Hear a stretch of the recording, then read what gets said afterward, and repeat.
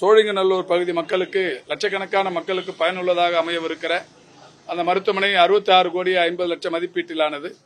அதையும் மாண்புமிகு தமிழ்நாட்டின் துணை முதலமைச்சர்கள் திறந்து வைக்கவிருக்கிறார்கள்.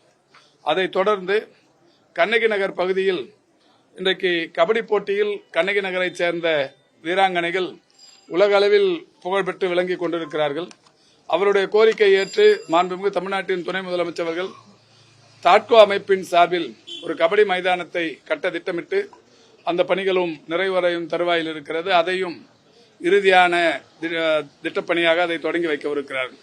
ஆக நாளை 2 நாட்கள் கழித்து 25ஆம் தேதி காந்தி கஸ்தூரிபாய் மருத்துவமனையில் 33 கோடி 32 லட்சம் மதிப்பீட்டில் கட்டப்பட்ட மருத்துவமனை கட்டிடத்தையும், எழும்பூரில் கட்டப்பட்டிருக்கிற 54 கோடி மதிப்பிலான ஒரு மருத்துவமனை கட்டிடத்தையும், 5 கோடியே 81 லட்சம் ரூபாய் செலவில் கட்டப்பட்ட ஒரு ஷெல்டரையும், தொடர்ந்து சைதாப்பேட்டையில் கட்டி முடிக்கப்பட்டிருக்கிற 4 கோடியே 39 லட்சம் மதிப்பீட்டிலான ஒரு சமூக நல கூடத்தையும், தொடர்ந்து பெரும்பாக்கத்தில் 66 கோடி ரூபாய் மதிப்பீட்டில் கட்டப்பட்டிருக்கிற ஒரு மிகப்பெரிய பிரம்மாண்டமான மருத்துவமனையும், கண்ணகி நகரில் அமைக்கப்பட்டிருக்கிற ஒரு கபடி விளையாட்டு மைதானத்தையும் மாண்புமிகு தமிழ்நாட்டின் துணை முதலமைச்சர் அவர்கள் திறந்து வைக்கவிருக்கிறார்கள். ஆக ஒரே நாளில் ஏறத்தாழ ஒரு 130-140 கோடி ரூபாய் 165 கோடி மதிப்பீட்டிலான திட்டப்பணிகளை மாண்புமிகு தமிழ்நாட்டின் துணை முதலமைச்சர் அவர்கள் தொடங்கி வைத்துக் கொண்டிருக்கிறார்கள். இப்படி தினந்தோறும் மாண்புமிகு தமிழ்நாட்டின் முதல்வர் அவர்களும் துணை முதல்வர் அவர்களும் சென்னையின் கட்டமைப்பை மேம்படுத்துவதற்கு ஏராளமான பணிகளை செய்து கொண்டிருக்கிறார்கள். அந்த வகையிலான ஒன்றுதான் திரு மகேஷ்குமார் அவர்களுடைய முன்னெடுப்பில் உருவாகி இருக்கிற இந்த உடற்பயிற்சி கூடம். தற்போது இது இளைஞர்களின் பயன்பாட்டிற்காக திறந்து வைக்கப்பட்டது.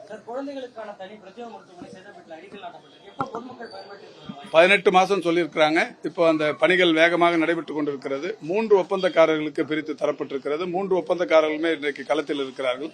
ஒரு 160 மரங்கள் அங்கிருந்து அப்புறப்படுத்தப்படவிருக்கிறது. அந்த 160 மரங்களுக்கு ஈடாக ஒரு 1600 மரங்கள் அந்த வளாகத்திலேயே நடப்படவும் இருக்கிறது. இப்பொழுது இந்த அடிப்படை வேலைகளை செய்து கொண்டிருக்கிறார்கள். மிக விரைவில் ஒரு 18 மாத காலத்திற்குள் நிச்சயம் அது பயன்பாட்டுக்கு வரும்.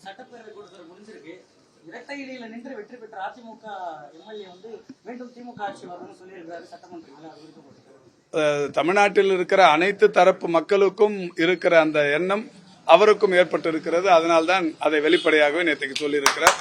அது மட்டுமல்ல, திரு ஓபிஎஸ் அவர்களும் கூட அதேதான் சொல்லி திராவிட மாடல் ஆட்சி மிக சிறப்பாக நடைபெற்றுக் கொண்டிருக்கிறது, மீண்டும் திமுக ஆட்சிக்கு வரும் என்று மரியாதைக்குரிய அண்ணன் திரு ஓபிஎஸ் அவர்களும் அதையே சொல்லியிருக்கிறார்.